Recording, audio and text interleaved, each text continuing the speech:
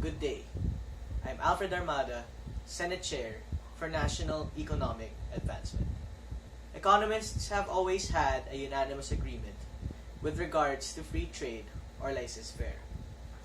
They affirm the principles of comparative advantage, which is the ability of any economic actor to produce more goods and services at a lower opportunity cost.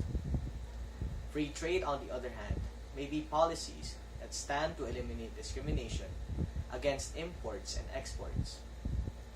Buyers and sellers from different economies may voluntarily trade without a government applying tariffs, quotas, or prohibitions.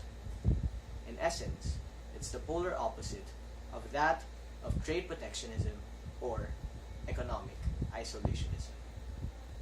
However promising these may all sound, free trade may not be the best for our country's immediate future because it may advocate a post-colonial mentality, because it only benefits larger foreign industries, and because it has the potentiality to eviscerate, instead of aid, our local domestic industries. Pilipino muna, or the Filipino First policy, was first instituted by former President Carlos P. Garcia to combat American economic dominance in the Philippines following the Second World War.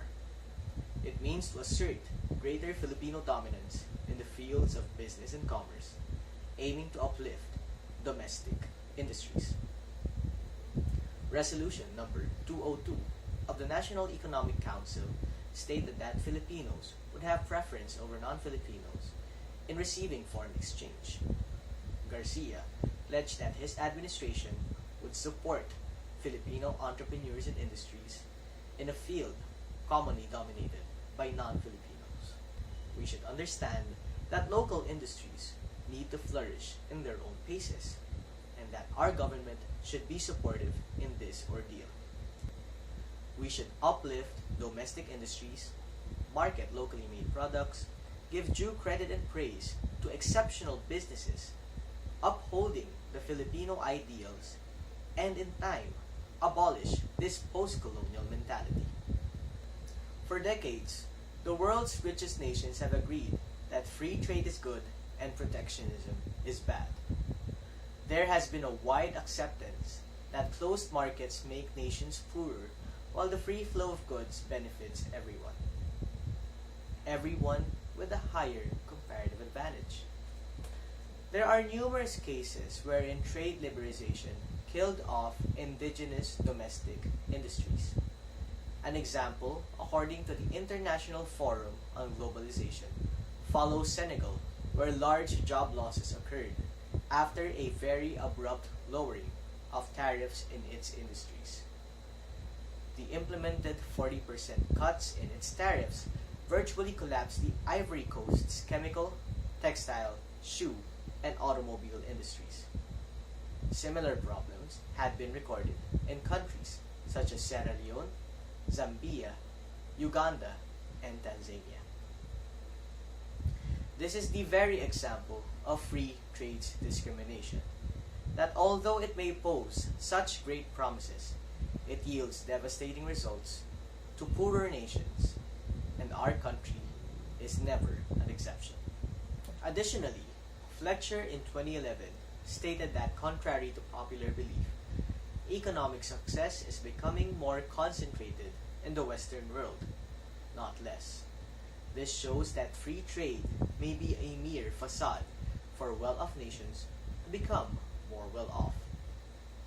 All facts aside, there is still some positive connotation towards the implementation of free trade. For one, it allows consumers to buy better quality products at lower costs because of the lower tariffs. Further, it drives economic growth, as stated by Bourdreau in 2017, increasing innovation and efficiency in participating industries. However true these all may be, they will only apply to richer nations, not developing ones such as ours, such as the Philippines.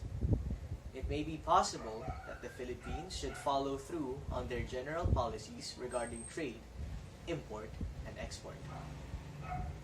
Perhaps it's not yet time for our country to adapt adamantly such a policy tailored for others.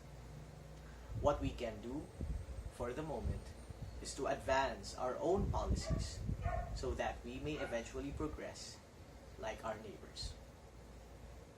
Free trade is not the future for the Philippines, but it can be, for the future is never certain.